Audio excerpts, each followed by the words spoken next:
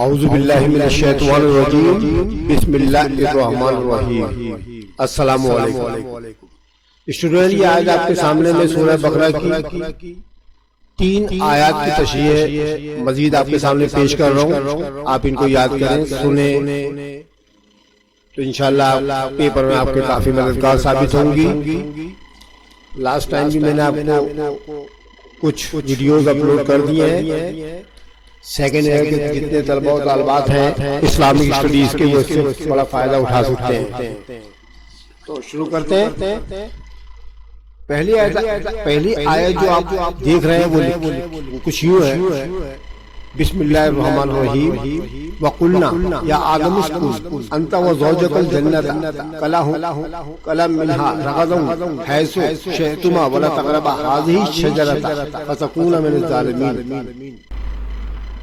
ترجمہ اس کا یہ ہے: اور ہم نے کہا اے آدم، تم اور تمہاری بیوی دونوں جنت میں رہو، اور تم دونوں جہاں سے چاہو خوب کھاؤ پیو، اور تم دونوں اس درخت کے پاس نہ جانا ورنہ تم ظالموں میں سے ہو جاؤ گے۔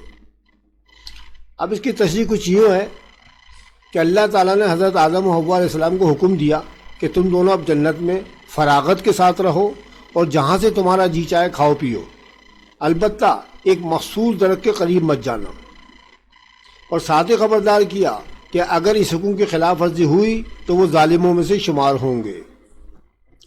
اس آیت میں رغدہ کا لفظ استعمال ہوا ہے، جس کے معنی وہ رزق ہے جو بغیر کسی تکلیف یا مشقت کے حاصل ہو جائے، نیز اتنی وافر مقدار میں ہو کہ اس کے ختم ہونے یا کم ہونے کا ڈر نہ ہو۔ اس سے مراد یہ ہے کہ جنت میں جتنی بھی کھانے پینے کی اشیاء ہیں وہ کثیر اور وافر مقدار میں موجود ہیں۔ اس آیت میں ایک مخصوص درخت کے قریب جانے سے منع کیا گیا۔ اس درخت کے متعلق نہ تو قرآن میں کوئی وضاحت کی گئی ہے اور نہ ہی احادیث مبارکہ میں کوئی اشارہ ملتا ہے۔ مفسرین اکرام نے مختلف ناموں کا ذکر کیا ہے۔ اگر بالفرض ہمیں صحیح درخت کا نام بھی معلوم ہو جائے تو اس سے قرآنی تعلیمات پر کوئی اثر نہیں پڑتا۔ یہی وجہ ہے کہ قرآن صرف مدعا بیان کرتا ہے، کبھی صرف جزیات پر اکتفا کرتا ہے، تفصیلات بہت کم بیان کرتا ہے۔ اس لیے ہمیں جو کچھ قرآنی تعلیمات سے حاصل ہوتا ہے وہی ہمارے لیے کافی ہے۔ اب دوسری آیت جو ہے وہ کچھ یوں ہے: بسم اللہ الرحمن الرحیم وَاسْتَعِينُوا بِالصَّبْرِ وَالصَّلَاةِ وَإِنَّهَا لَكَبِيرَةٌ إِلَّا عَلَى الْخَاشِعِينَ۔ اس کا ترجمہ یہ ہے: اور مدد چاہو صبر اور نماز سے، بے شک یہ بھاری ہیں سوائے اللہ سے ڈرنے والوں کے۔ تو تشریح اس کی کچھ یوں ہے: یہاں جو بات بیان کی گئی ہے کہ اگر مدد حاصل کرنی ہو تو صبر اور نماز کے ذریعے اللہ سے دعا مانگو۔ دراصل اس دنیا میں 2 امور ایسے ہیں جن کی وجہ سے دنیا میں فتنہ و فساد بہت ہوتا ہے: ایک حب مال یعنی مال کی محبت، اور دوسرے حب جاہ یعنی عزت و شہرت۔ یہ دونوں امور انسان کو انسانیت کے مرتبے سے نیچے گرا دیتے ہیں اور وہ خود غرض اور مفاد پرست بن جاتا ہے، وہ دوسروں کے لیے نقصان دہ ثابت ہوتا ہے۔ ان دونوں امور پر قابو پانے کا طریقہ صبر اور نماز کے ذریعے بتایا گیا ہے۔ جب انسان صبر کرتا ہے تو وہ اپنی خواہشات پر قابو پا لیتا ہے، جس کی وجہ سے اس کے دل سے مال کی محبت کم ہو جاتی ہے، اور نماز کے ذریعے شہرت و عزت سے محبت کم ہو جاتی ہے، کیونکہ نماز میں عاجزی ہوتی ہے۔ بندہ اللہ کے حضور سجدہ ریز ہو کر اپنی کم حیثیتی کا اعتراف کرتا ہے، جس کی وجہ سے اس کے دل میں غرور و تکبر جنم نہیں لیتے۔ اگر بندہ اللہ تعالیٰ سے اس طرح ڈرے جس طرح ڈرنے کا حق ہے تو نماز و صبر اس کے اندر ایسی خصوصیات پیدا ہو جاتی ہیں کہ وہ متقی و پرہیزگار بن جاتا ہے۔ تیسری آیت ہماری یہ ہے: بسم اللہ الرحمن الرحیم وَقَالُوا لَن تَمَسَّنَا النَّارُ إِلَّا أَيَّامًا مَّعْدُودَاتٍ قُلْ أَتَّخَذْتُمْ عِندَ اللَّهِ عَهْدًا فَلَن يَخْلِفَ اللَّهُ عَهْدَهُ أَمْ تَقُولُونَ عَلَى اللَّهِ مَا لَا تَعْلَمُونَ۔ ترجمہ: اور وہ یہودی کہتے ہیں، یعنی وہ سے مراد یہ یہودی ہیں، اور وہ یہودی کہتے ہیں کہ ہمیں آگ نہیں چھوئے گی سوائے گنتی کے چند دن۔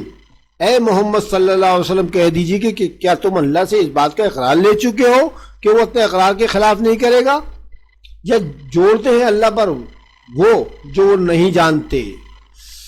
اس کی ہم تشریح اس طرح کر سکتے کہ حضرت ابن عباس رضی اللہ تعالیٰ عنہ اس آیت کی شان نزول کے بارے میں ارشاد فرماتے ہیں کہ یہود کہتے تھے کہ ہم صرف اتنی مدت دوزخ میں رہیں گے جتنے دن ہمارے باپ دادا نے بچڑے کی پوجا کی تھی، یعنی تقریباً 40 دن۔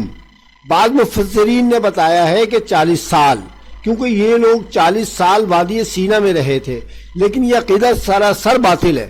بنی اسرائیل والے اس زوم میں تھے کہ وہ اللہ کے پسندیدہ اور اس کے محبوب ہیں، وہ اللہ کے انبیاء کرام کی اولاد ہیں۔ جو لوگ صحیح ہیں وہ تو بلا حساب جنت میں چلے جائیں گے، لیکن جو نافرمان ہیں انہیں کچھ دن کے لیے جہنم میں جانا پڑے گا، گنتی کے چند دن، پھر وہ بھی جنت میں چلے جائیں گے۔ انہیں اس بات کا اتنا ہی یقین تھا کہ اتنے علاوہ کسی اور کو جنت کا حقدار سمجھتے ہی نہیں تھے، اس لیے وہ دین موسوی کے علاوہ تمام دینوں کا انکار کرتے تھے۔ جب رسول اللہ صلی اللہ علیہ وسلم مدینہ تشریف لائے اور یہود کو معلوم ہوا کہ آپ صلی اللہ علیہ وآلہ وسلم اللہ کے آخری نبی ہیں، یہی وہ نبی ہیں جن کی بعثت کی خوشخبری توریت اور انجیل میں دی گئی تھی، تو انہوں نے ان کو ماننے سے انکار کر دیا۔ اس انکار کی وجہ صرف یہ تھی کہ ان کے خیال میں آخری نبی بھی بنی اسرائیل سے یا ہوتا، لیکن خلاف توقع اللہ تعالیٰ نے اپنا آخری نبی بنی اسماعیل سے بھیج دیا۔ انہوں نے اپنی ضد اور ہٹ دھرمی کی وجہ سے ایمان لانے سے انکار کر دیا۔ محمد صلی اللہ علیہ وسلم پر ایمان لانے کے بجائے انہوں نے کہنا شروع کر دیا کہ جنت کے حقدار صرف ہم ہیں۔ اس کے جواب میں اللہ تعالیٰ نے فرمایا کہ اے محمد صلی اللہ علیہ وآلہ وسلم، ان سے پوچھئے کہ انہوں نے کیا اللہ تعالیٰ سے اس بات کا اقرار لے لیا تھا کہ وہ انہیں جہنم میں نہیں ڈالے گا؟ اگر وہ جہنم میں گئے تو صرف چند دن، اور اللہ تعالیٰ اپنے وعدے کے خلاف نہیں کرے گا۔ ان کا یہ دعویٰ بالکل باطل اور غلط ہے، ایسا کچھ نہیں ہے۔ انہیں ہر حال میں دین موسوی چھوڑ کر اسلام قبول کرنا پڑے گا، رسول اللہ صلی اللہ علیہ وسلم پر ایمان لانا ہوگا۔ اس طرح وہ جنت کے حقدار ہو سکتے ہیں، وہ بھی صورت میں کہ وہ نیک اعمال کریں، ورنہ دیگر منکرین کی طرح وہ بھی جہنم میں جائیں گے۔ ٹھیک ہے اسٹوڈنٹ، یہ میں نے آپ کو 3 آیات کی تشریح اور کرا دی، آپ اس کو واچ کریں، سنیں اور سمجھیں اور پیپر میں کر کے آئیں، انشاءاللہ آپ کے سمجھ میں آ جائے گا۔ عام ناظرین بھی یہ ویڈیو واچ کر سکتے ہیں تاکہ ان کو قرآنی معلومات میں اضافہ ہو۔ ٹھیک ہے، انشاءاللہ اگلی ویڈیو میں آپ کے سامنے احادیث مبارکہ کی تشریح لے کر حاضر ہوں گا۔ تب تک کے لیے خدا حافظ۔